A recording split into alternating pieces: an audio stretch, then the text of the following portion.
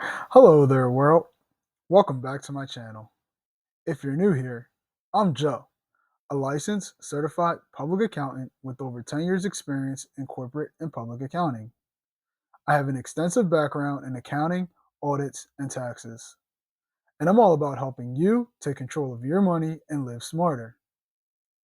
Today, we're going to talk about something super helpful if you want to keep your finances organized: a monthly reconciliation checklist. Whether you're running a small business, managing a household budget, or just want better control of your money, this checklist will make your life easier. And don't worry, no accounting jargon, just simple, clear steps. Let's dive in. Don't forget to subscribe to our YouTube channel for more videos. And check out our blog site where we post every Monday, Wednesday, and Friday. First, what is a reconciliation? Simply put, it's the process of making sure your records match up with your bank statement or financial accounts. It helps you to catch mistakes, spot fraud, and understand where your money is going. Doing this every month keeps your finances accurate and stress free. Let's take a look at some reasons why you should do a monthly reconciliation. Doing monthly reconciliations is important because it helps you to find errors or unauthorized charges early. It keeps your budget on track by showing what you really spent. It makes tax time easier because your records are already organized. And it gives you peace of mind knowing your accounts are accurate. Now, let's take a look at the checklist of the key items and tasks you need to do every month. So, the first part of our checklist is to gather our documents. These are going to be things like our bank statements, our credit card statements, and our receipts and invoices. Next on our checklist is to compare our records. We're going to match our internal records with things like our ledger or our budget spreadsheet with our bank and credit card statements. Next on the checklist is to check for missing transactions. We're going to want to make sure all of our deposits, payments, and withdrawals show up in both places. So we're going to check our internal documents against our external documents, which would be like our bank statements and credit cards, and vice versa. Next on our checklist is to look for errors or unauthorized charges. We're going to want to spot any transactions that you don't recognize and investigate those transactions right away. Then the next thing on our checklist is to update our records.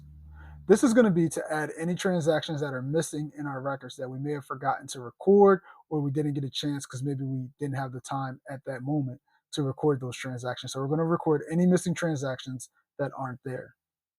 And then next, we're going to adjust for timing differences.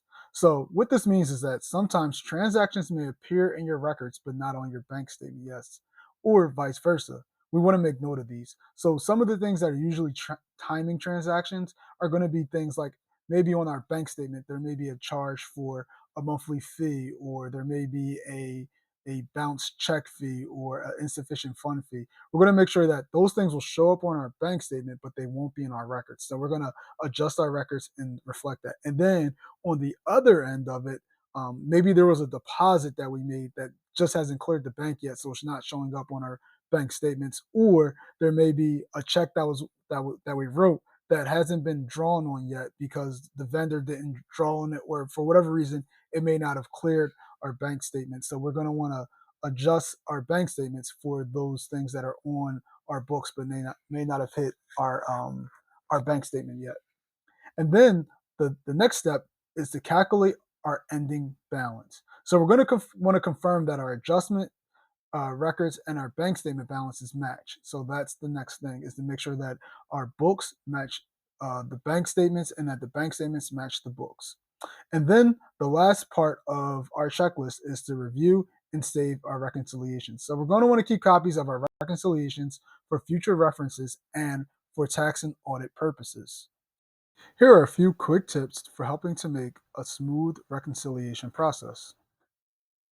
Set a specific time each month for your reconciliations. You're going to want to make this a habit. So pick one day at a particular time aside just for doing reconciliations. They're very important. You're going to want to use softwares or apps if you prefer digital records.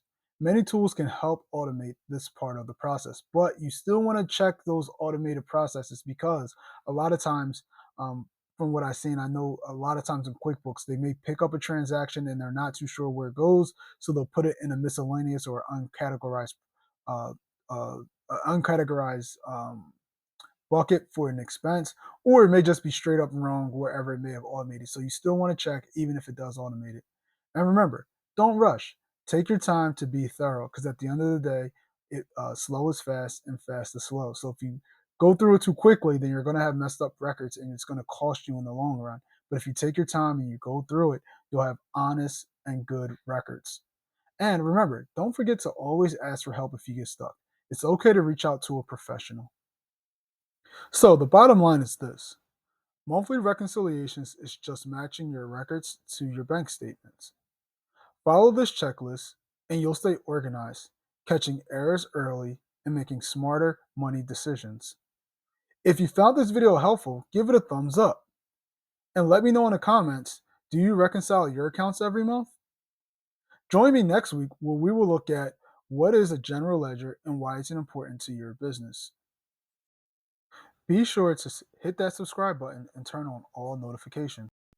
And check out our blog site where we post every Monday, Wednesday, and Friday.